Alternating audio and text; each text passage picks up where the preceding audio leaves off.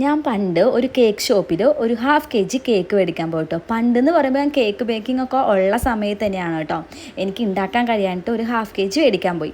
ഞാൻ അവിടെ പോയിട്ട് നോക്കിയപ്പോൾ ഹാഫ് kg പറയണ എല്ലാം കുഞ്ഞു കുഞ്ഞ് കേക്ക് കേട്ടോ. അതോ ആ കേക്കിനൊക്കെ ഭയങ്കര റേറ്റും കേട്ടോ. കുഞ്ഞ് കേക്ക് നല്ല റേറ്റ് കേട്ടോ. അന്തം വിട്ടു ഞാൻ. കാരണം നമ്മൾ ഈ ഹോം ബേക്കേഴ്സൊക്കെ ഹാഫ് kg കേക്ക് എന്ന് പറയുമ്പോൾ നല്ല കുറച്ച് വലിപ്പമുണ്ട് കേട്ടോ. ഹാഫ് kg എന്ന് പറയുമ്പോൾ എനിക്ക് തോന്നുന്നത് ഹാഫിനേക്കാൾ കുറച്ച് കൂടുതലുണ്ടാവും. എല്ലാവരും അങ്ങനെ തന്നെ ആയിരിക്കും ഉണ്ടാക്കി കൊടുക്കുന്നുണ്ടാവുക കേട്ടോ.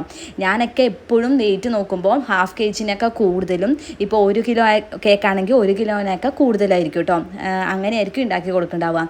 ഞാൻ ആ ഷോപ്പിൽ പോയിട്ട് അന്തം വിട്ട് നിന്ന് പോയി, എന്തൊരു വിലയാന്ന് വിചാരിച്ച് ഈ കുഞ്ഞ് കേക്കിന് കേട്ടോ. എനിക്ക് തോന്നുന്നു ഇപ്പോൾ ഹോം ബേക്കേഴ്സ് ഒന്നും ഹാഫ് kg ഉണ്ടാക്കി കൊടുക്കണില്ല എന്ന് കേട്ടോ. കുറേ പേരൊന്നും ചെയ്യണില്ല. കാരണം ഈ ഹാഫ് kg കേക്ക് ഉണ്ടാക്കുമ്പോൾ ഒരു 1 kg കേക്ക് ഉണ്ടാക്കണ അതേ എഫേർട്ട് തന്നെ ഇതിൻ്റെ എടുക്കണം കേട്ടോ. പക്ഷേ റേറ്റ് ആണെങ്കിലും തീരെ കമ്മിയായിരിക്കും. പിന്നെ ഞാൻ ഇപ്പോൾ ഉണ്ടാക്കണ കേക്ക് ഒരു ഹാഫ് kg വൈറ്റ് ഫോറസ്റ്റ് കേക്കാണ് കേട്ടോ. ഇതിന് മുന്നേ അവർ എൻ്റെ കയ്യിൽ നിന്ന് ഓർഡർ ചെയ്തിട്ടുണ്ടായിരുന്നു. അപ്പോൾ അവർക്ക് നല്ല ഇഷ്ടമായി എന്ന് പറഞ്ഞു കേട്ടോ. അപ്പോൾ എനിക്ക് രണ്ടാമത്തെ തൊട്ട് ഓർഡർ തന്നതാണ്. അവരുടെ മോൻ്റെ ബർത്ത്ഡേ ആയിരുന്നു കേട്ടോ. അങ്ങനെ നമ്മുടെ കേക്ക് ഡെക്കറേഷനൊക്കെ കഴിഞ്ഞു കേട്ടോ. വെരി സിമ്പിൾ ഡെക്കറേഷനാണ് കേട്ടോ ചെയ്തത്. അങ്ങനെ അവർ ഒന്ന് മേടിച്ചിട്ട് പോയി കേട്ടോ. പിന്നെ എൻ്റെ അടുത്ത് യൂട്യൂബിൽ ഒരാൾ കമൻറ്റ് ചെയ്തിട്ടുണ്ടായിരുന്നു. ഞാൻ അന്നൊരു കേക്ക് ഉണ്ടാക്കണ വീഡിയോ ഇട്ടിട്ടുണ്ടായിരുന്നു കേട്ടോ. ആ ഒരു പെണ്ണ് പറയാണ്, ഇവിടുത്തെ കറണ്ട് ബില്ല് വരുമ്പോൾ കേക്ക് ഉണ്ടാക്കലൊക്കെ തനിയെ നിന്നോളൂന്ന്. അതെന്താ എനിക്ക് മനസ്സിലായില്ല കേട്ടോ. അല്ല, അവരാണോ കറണ്ട് ബില്ല് അടയ്ക്കണത്? എൻ്റെ കെട്ടിയവന് ഒരു കുഴപ്പമില്ലെങ്കിൽ അവർക്ക് എന്താണ് എനിക്ക് മനസ്സിലാവണില്ല കേട്ടോ.